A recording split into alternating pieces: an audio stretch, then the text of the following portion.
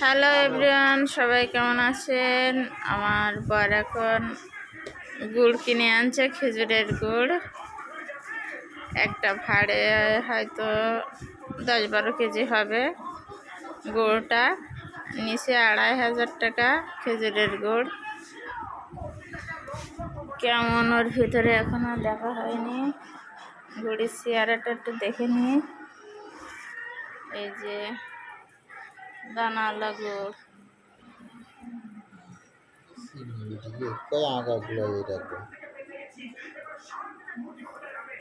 খাওয়া খাওয়াটা ইয়ে থাকলে খেতাম। কি নরম নরম থাকলে না, শক্ত হয়ে গিয়ে ভিতরে। একটু টেস্ট করে দেখি।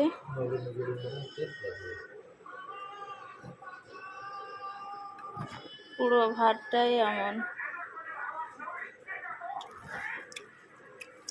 মজা আছে।